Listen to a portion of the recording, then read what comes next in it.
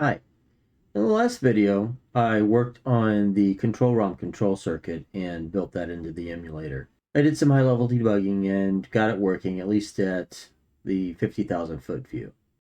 In this video, I want to get into the details and double-check some of the timing and make sure that it's going to work for me. And in order to do that, we need to compare it against real hardware. So I will build a couple of test circuits just to make sure that the emulator is working the way that the hardware is going to.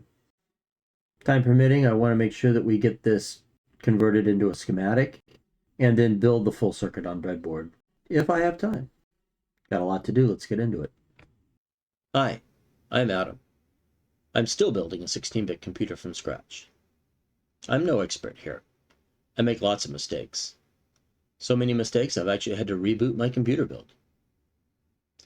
I hope you will find my journey interesting, and I hope you will join me as I learn along the way.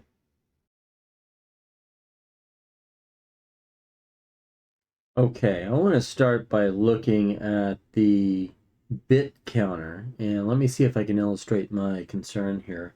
I'm currently holding it in reset, and then when I release it, we want to actually pay close attention to the number of clocks that get cycled through before the counter resets to make sure that I'm getting 8 bits that would be shifted in.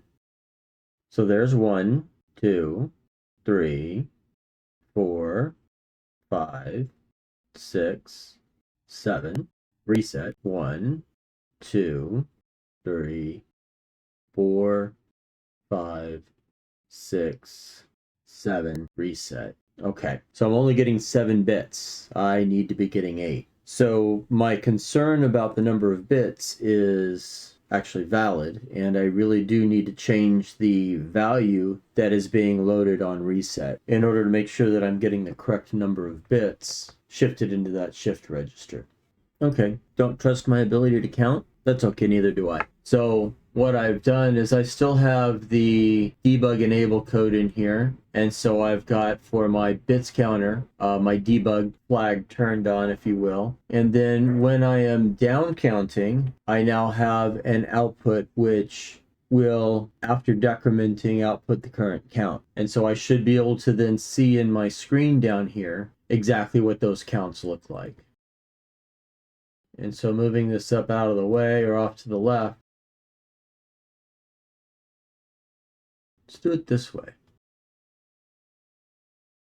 I'm only getting 7 shifts. 6 down to 0, 6 minus 0 is 6. Add 1 to that to make it inclusive. That's 7 shifts for each byte. That is incorrect. So I do have to update that to be 8 bits.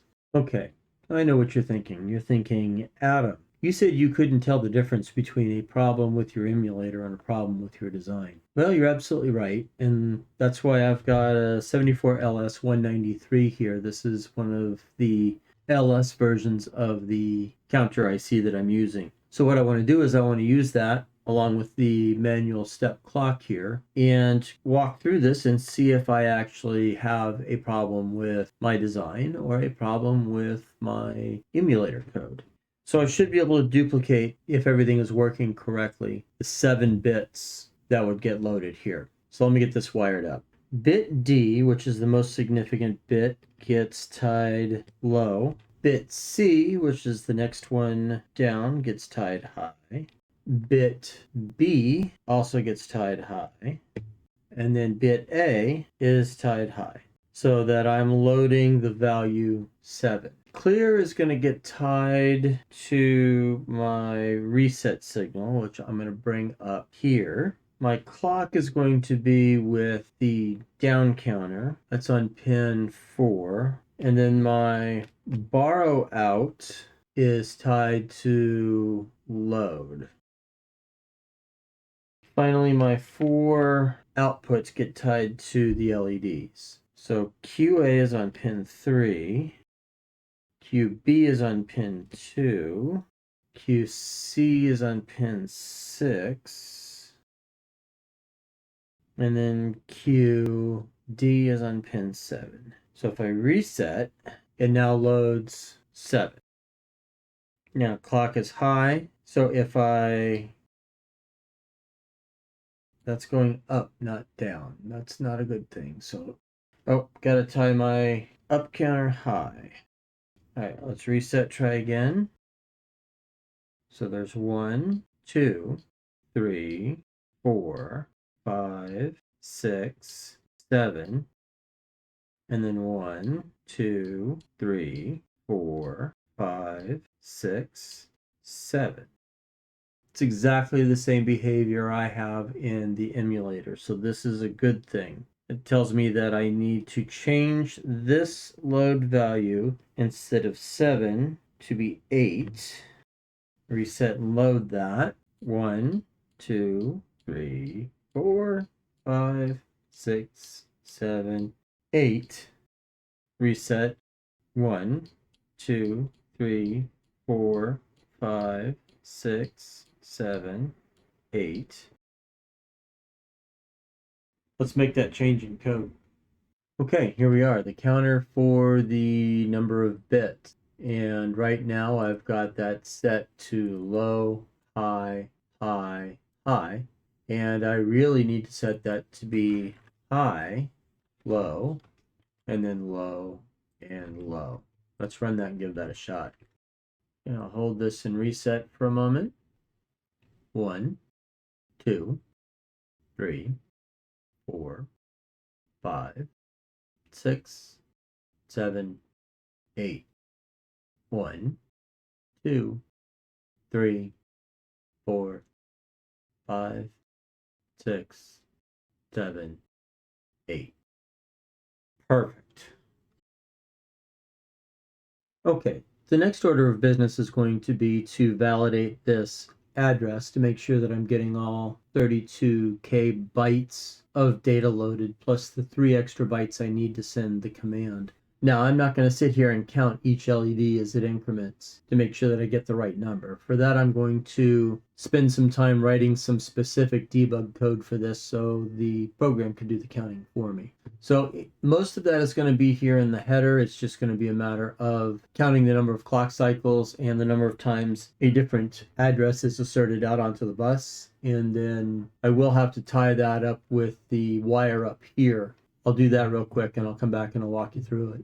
Okay, I don't want to spend too much time in the code. I've got lots to do in this video still. But what I did is I added several private slots. These aren't dealt with outside of this object, but each of the address lines, when it changes, I am updating an address member now to manage that bit, basically. So I explicitly turn it off, and then if the state is low, it remains off. Otherwise, it gets turned on, and then I shift it the appropriate number of bits. And then I've got a tick, which is an uptick of the borrow out off the bits counter, so that when that goes positive, that's when values would be latched at specific addresses in the SRAM. So I increment the tick number and format the address in hex, showing its base. I do have to initialize those 2 fields, the address and the tick. But down here, I've added my debugging code, basically connecting up the outputs off the address counters into my debugging slots, and then the slot to process a tick.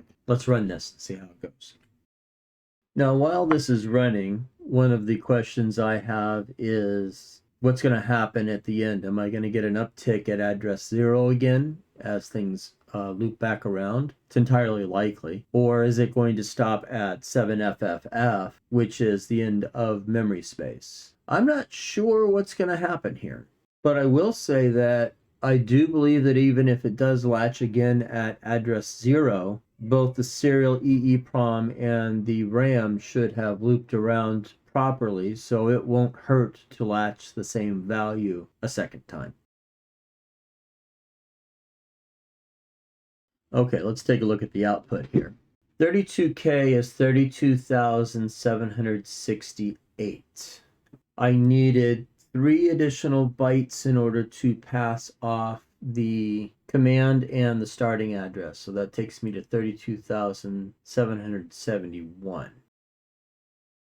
That gives me 2 extra latches that took place, and it looks like my data is going to be off by 2 bytes. So what I'm going to do is I'm going to make a change here to my clock speed again. I'm going to make it quite long again. What I want to do is I want to capture the first few addresses here that come across, and I don't want to have to race for it. So I am getting an address 1 and an address 1. Let's try that again. Yeah, those two are happening prior to, they believe they're happening during initialization. I need to think about how I can trap that, or at least call it out somehow. During the reset, I chose to output the fact that I'm resetting and then reset the tick counter back to 0 so that the ticks start over. And then it already had this line in here to start the timer for the clock. So the next clock tick that took place would be the first clock tick. Let's give that a shot.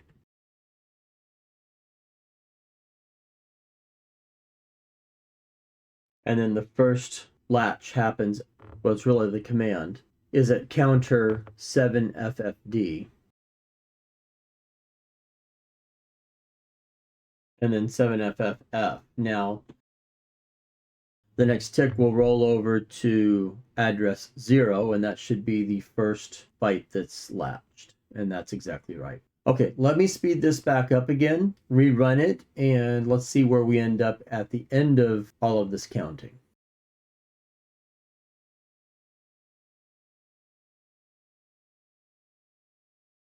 Okay, 32,768. That is the number of ticks plus 1, 2, and 3 for the command and start address. All right, that seems correct in the emulator. Let's see if we can't duplicate this in hardware on a smaller scale. Okay, I've got another 74 LS183 I want to use to track the address, but I've got a problem here. Yeah, doesn't fit. So I'm going to have to move this IC over a little bit, and I'll probably end up moving over these LEDs in order to give me the room I need to put the addresses over here. I'll work on that real quick and get that done.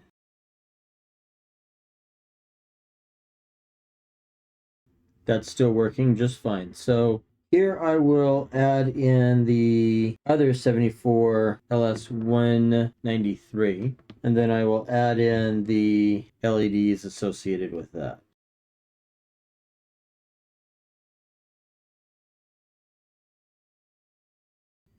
Now my reset is going to be the same signal.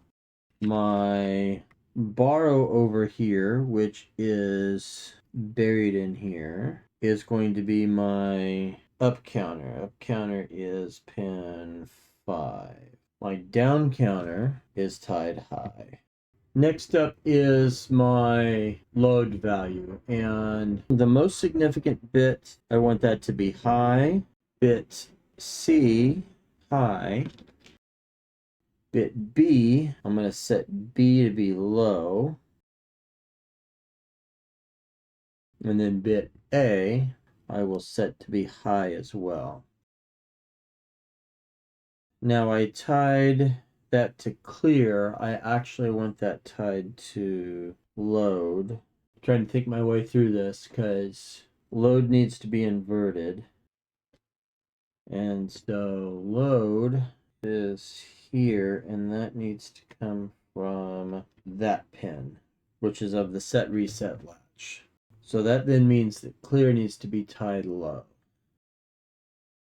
My output A is going to be on the least significant bit there. Output B, next bit over. Output C, next bit over. And output D, next bit over. All right, let's see how that works. I'm not sure about the reset here or the load, so let's see how that goes. Okay, I've got my crappy oscilloscope out here. I'm going to hold the clock button down while I reset. That puts the clock into a low state, not a high state. Makes it a little bit easier for keeping track of what's going on here. And I hope you can see all the LEDs here. I will try to hold those aside here. 1, 2, 3, 4, 5, 6, 7, 8, and you saw that increment. And it incremented again, rolled over, and I got this little teeny tiny dip here on the oscilloscope. It's enough to catch a trigger, but it's not really going very low. Now, I don't know what the voltages really are here. I certainly do not trust this. I will try it again. And let me just see here what happens when I have it on 500 millivolts per division. Nothing pops.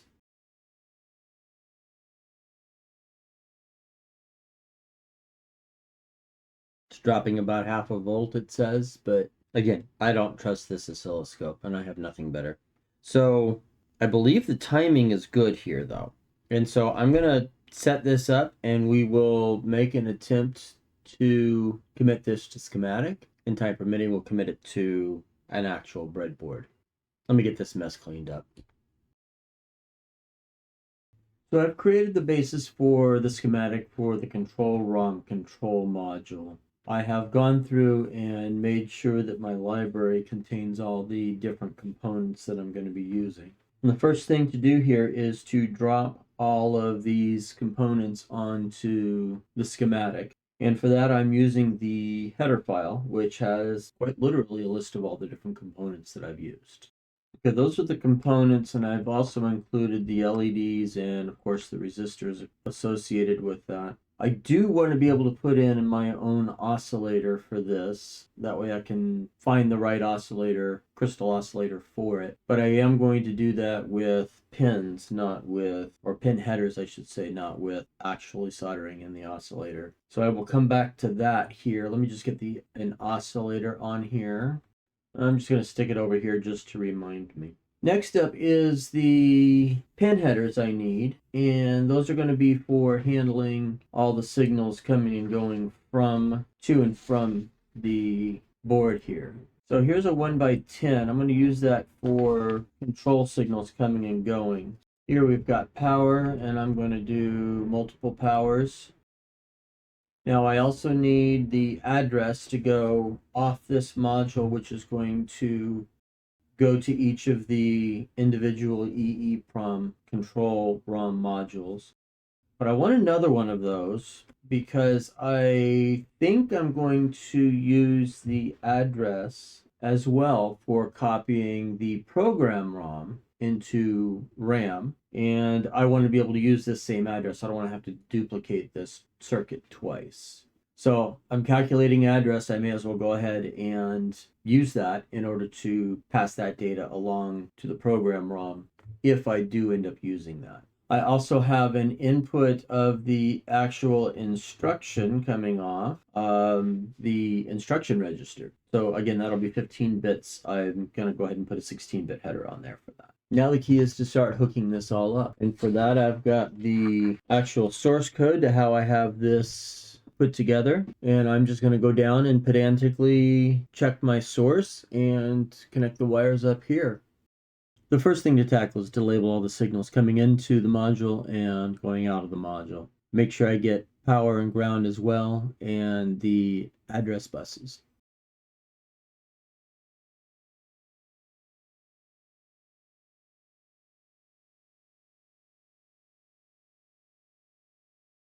Let's work on the D-type latch that is used for controlling whether or not we are actively resetting.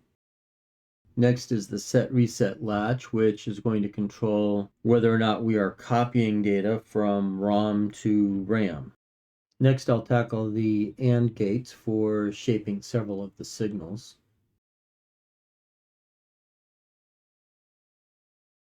Next up will be the 4 multiplexers, which are responsible for switching back and forth between the instruction coming in from the instruction register and the counted address when used to load the SRAM from the serial EEPROM. The outputs of that go to the SRAM as the shaped address. Next on the list is the bits counter.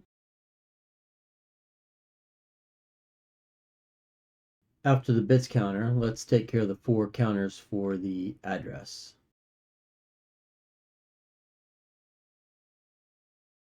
Keep in mind that the borrow line is actually not used, but I figure it's best practice to make sure that both borrow and carry are hooked up to the next IC in the chain. The next major component is going to be the shift register here. Finally, it's time to look at these LEDs here and get these all hooked up. So I need to drop in 3 line drivers and then hook up each of the signals appropriate to each one of these so that they can all be driven properly.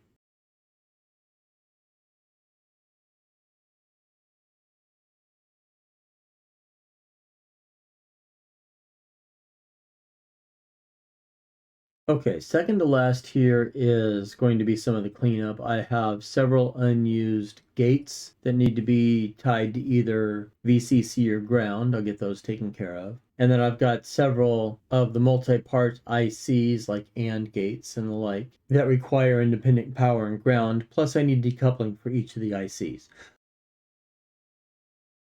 Finally, I got to deal with this clock.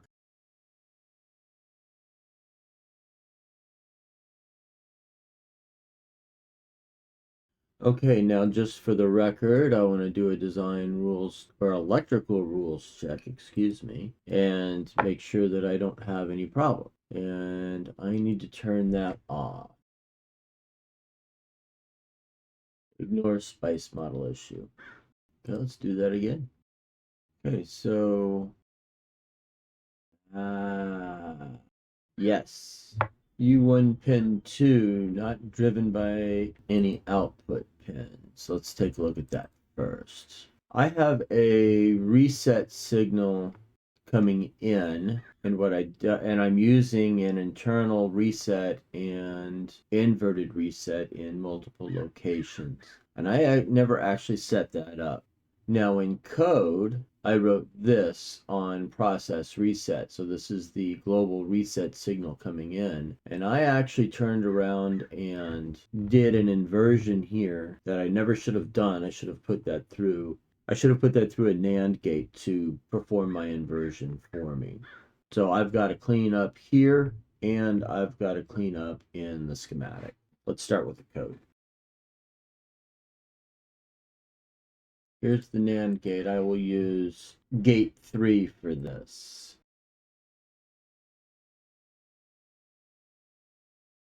I've got something messed up here. All right, so broken stuff.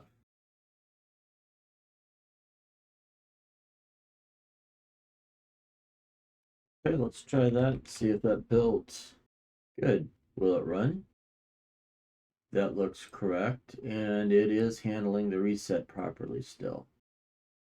All right, let's make this change on the schematic. Okay, let's start by making a little bit of room where I will be placing these gates. All right, so let's go grab gate C here. Now that one is going to be off the NAND gate.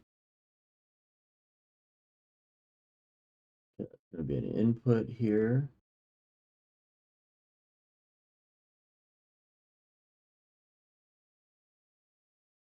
Now the inverted reset is an output. Learn something new. You can use the X key to flip horizontally. That gives me my needed inverted reset signal, so that's going to address this problem. This problem is non-existent because I am using the actual reset circuit there. This one will be a problem because I need to use the off-board reset, so the global reset signal. And I believe that handles everything except for my cleanup down here. Let's rerun those checks. Pins of type output and output are connected. Yes, they are. And that is on purpose because I want to be able to use 2 different types of oscillators there. I will ignore that one for now. I do have to come back and solve this somehow, but I have 2 different footprints associated with these two. And the actual PCB implementation of those are going to be different than just dropping in an oscillator. Thus the note. Okay, I know. I said I wanted to get to the breadboard build in this video if I could. But I also said time permitting, and it's taken a little bit longer to get to this point than I had anticipated. Okay, so what's next? Am I going to get to the breadboard in the next video? I'm probably not going to do that. I want to get at least one of the serial EEPROMs and SRAM and its associated shift register onto, or at least emulating. My plan is eventually to go ahead and order these modules along with the updated register module and see if I can't get those inserted into the build relatively quickly. In order to do that, I've got a little bit of proof of concept to take care of before I actually get to that point. Now, the code for all of this and the schematics and even a PDF copy of the schematics are all available up on my GitHub. I'll have a link here on the screen, and then it's also available in the description. It's all the way at the bottom, so you'll have to show more and then scroll all the way to the bottom and you'll find the GitHub link down there. If you're following along at home, that's a good resource to have at your disposal. These are committed before each video is released, so you have an opportunity to go and review that and look and see some of the changes that have been made. So in the next video, I am going to work on getting the serial EEPROM, the SRAM, and the shift register built out and emulating, hopefully in schematics. And then my anticipation is the video after that is going to be committing all of it to Breadboard so that I can test it out in real life. We'll see you soon.